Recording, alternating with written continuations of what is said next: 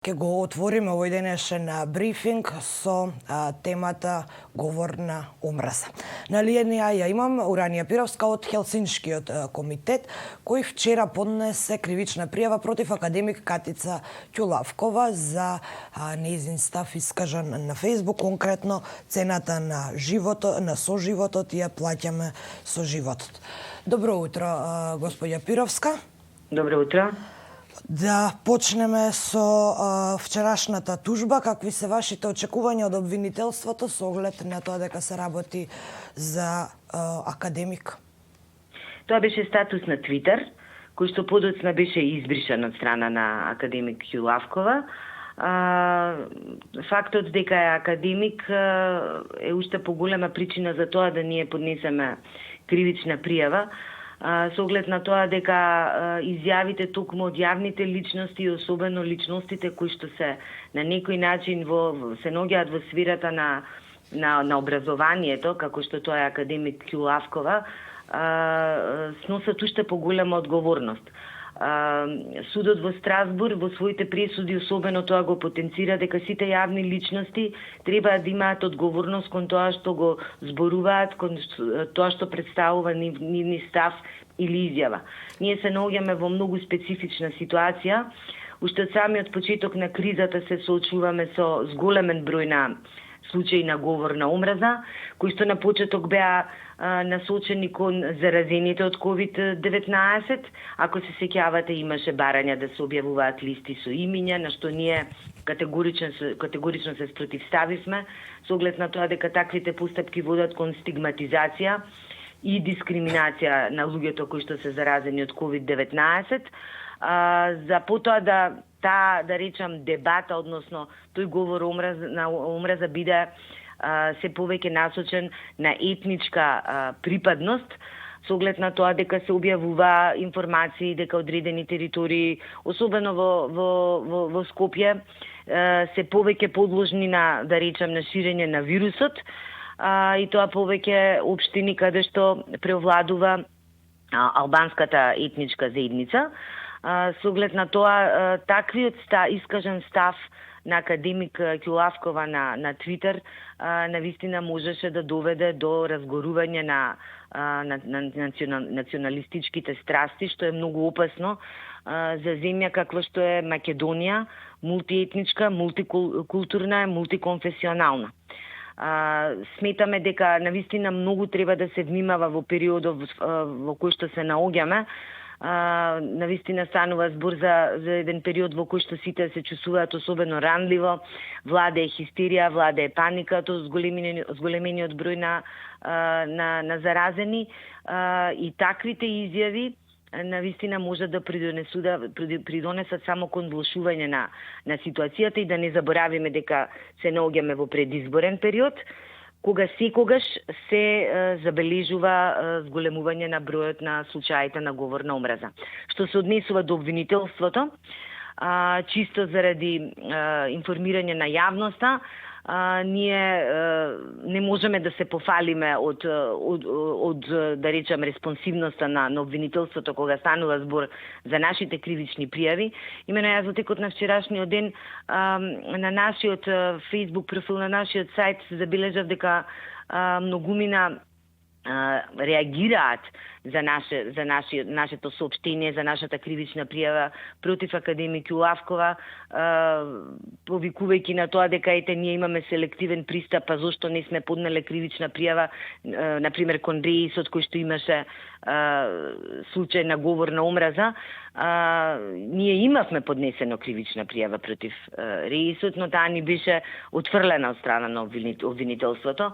Јас не очекувам кој знае каков одговор од страна на обвинителството, меѓутоа сметам дека овој чин треба едноставно да делува едукативно, и дека треба сите оние кои што во јавната сфера се активни треба да придонесат кон подигнување на свеста на граѓаните, а не кон разгорување на таков вид, да речам, страсти како што се националистичките страсти. Треба да се внимава, и не е случајно тоа што Судот за човекови права во Страсбург го наведува тоа токму како причина повеќе за одговорност кога станува збор за искажан став или значи изјави од страна на јавни личности.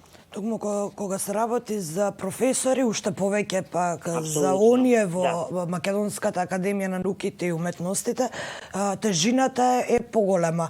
Сепак, што ни кажува тоа за општеството во кое живееме?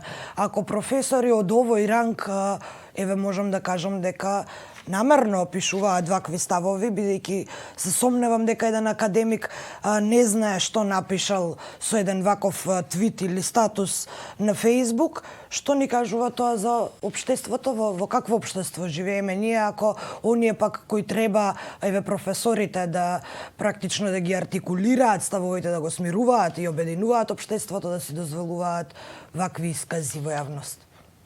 Ние сме обкружени со говор на омраза, тој е присутен секојдневно на социјалните мрежи особено. И она што придонесува кон тоа да тој говор на омраза се повеќе се засилува е фактот дека нема санкции. Луѓето едноставно како да не се свесни дека тоа е казниво дело, дека тоа дело може да донесе страшни последици, бидејќи знаете, говорот на омраза понатаму може да продуцира и насилство од омраза.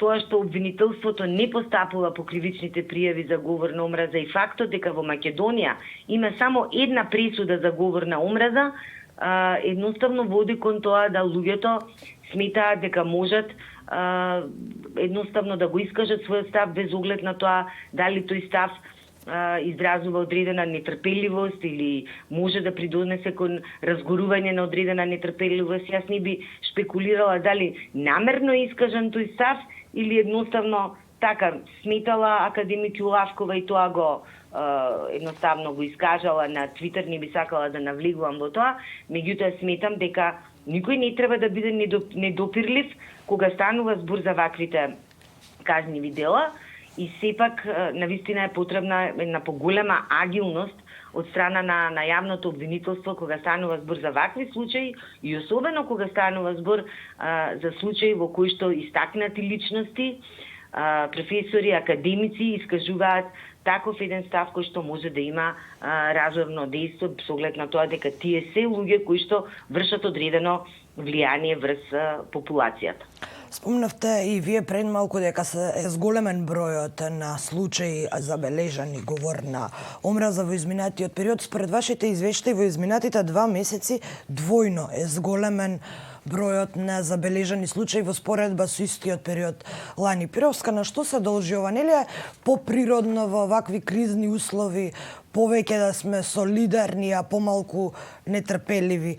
На што се должи една ваква, па веќе кажам, страшна бројка со оглед на тоа дека се двојно зголемени случаи? Нашата пракса покажува дека напротив, кога се наоѓаме во ваква кризна ситуација, кај нас наместо да постои солидарност, наместо да постои емпатија, наместо луѓето да се воздржуваат од тоа да ја зголемуваат, да ги зголемуваат ефектите од одредена криза, напротив се зголемува бројот на случаи на говор на омраза, на инциденти од таков вид, што зборува за тоа, повторно ќе речам дека не постои свест кај луѓето дека станува збор за казниви дела, дека станува збор за дела кои што можат навистина да имаат страшни последици. Со оглед на тоа дека ние навистина сме земја во која што живеат повеќе различни етникуми, земја која што се одликува со своите различности. Она што е најголемата, да речем, најголемиот недостиг кај нас, што различностите кај нас никогаш не се сметале за богатство, а тоа е богатство на една земја. Напротив, тие секогаш биле едноставно причина за поделби. Во последниот период, наместо да постои солидарност, се повеќе се соочуваме со поделби и со вакви случаи на говор на омраза. И се надеваме дека конечно и обвинителството ќе почне да ги решава овие случаи, па веројатно тоа е еден чекор кон намалување на овие немили појави. Уранија Пировска, благодарам за овој разговор. Благодарам. Пријатно.